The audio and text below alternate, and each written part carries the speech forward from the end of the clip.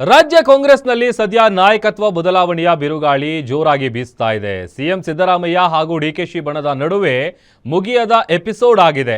ಶತಾಯಗತಾಯ CM ಪಟ್ಟಕ್ಕೆ ಏರಲೇಬೇಕು ಅಂತ ಡಿಕೆಶಿ ಪಣ ತೊಟ್ಟಿದ್ದು ಹೈಕಮಾಂಡ್ ಮುಂದೆ ಪಟ್ಟು ಹಿಡಿದಿದ್ದಾರೆ. ದೆಹಲಿ ನಾಯಕರನ್ನ ಭೇಟಿ ಮಾಡಿ ಕೊಟ್ಟ ಮಾತನ್ನ ನೆರವೇರಿಸಿ ಅಂತ ಹಠಕ್ಕೆ ಬಿದ್ದಿದ್ದಾರೆ.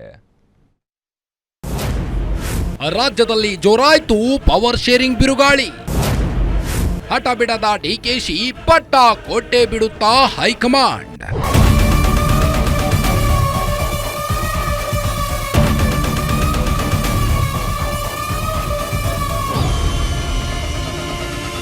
ರಾಜ್ಯ ಕಾಂಗ್ರೆಸ್ನಲ್ಲಿ ನಾಯಕತ್ವ ಬದಲಾವಣೆಯ ಬಿರುಗಾಳಿ ದಿನದಿಂದ ದಿನಕ್ಕೆ ಜೋರಾಗುತ್ತಿದ್ದು ಕಾಂಗ್ರೆಸ್ ಪಟ್ಟದ ಆಟ ರೋಚಕ ಘಟ್ಟಕ್ಕೆ ತಲುಪಿದೆ. ಅಧಿಕಾರ ಹಂಚಿಕೆಯ ಸೂತ್ರದ ಸೀಕ್ರೆಟ್ ಇದೇ ತಿಂಗಳಲ್ಲಿ ಬಹಿರಂಗವಾಗುತ್ತಾ ಅನ್ನೋ ಕುತೂಹಲ ಹೆಚ್ಚಾಗಿದೆ. ಯಾಕಂದ್ರೆ ಸಿದ್ದರಾಮಯ್ಯ 2.5 ವರ್ಷ ಕಂಪ್ಲೀಟ್ ಆಗ್ತಿದ್ರು, ಅಧಿಕಾರ ಬಿಟ್ಟುಕೊಡುವ ಮನಸ್ಸು ಮಾಡ್ತಿಲ್ಲ. ಜೊತೆಗೆ ಸಿದ್ದರಾಮಯ್ಯ ಪೂರ್ಣಾವಧಿ ಸಿಎಂ ಅನ್ನೋ ಜಪ ಜೋರಾಗಿ ನಡೆಯುತ್ತಿದೆ.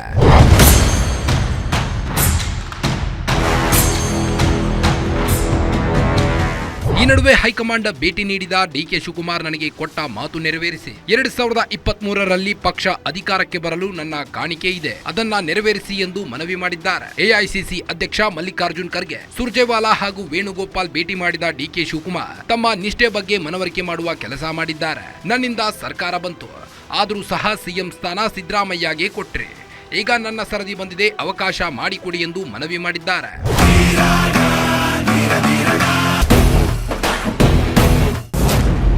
ಬಿಹಾರ್ ಎಲೆಕ್ಷನ್ ಬಳಿಕ ಬದಲಾವಣೆ ಗ್ಯಾರಂಟಿನಾ?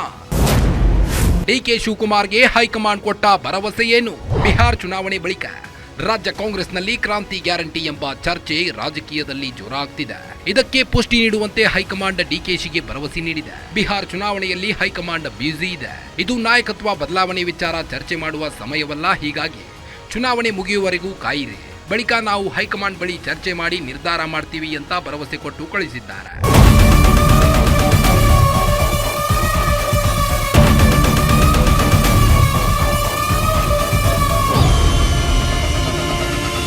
ಸದ್ಯ ಡಿಕೆ ಶಿವಕುಮಾರ್ ಬಿಹಾರ್ ಚುನಾವಣೆಯವರೆಗೂ ಕಾಯಲು ತೀರ್ಮಾನ ಮಾಡಿದ್ದಾರೆ.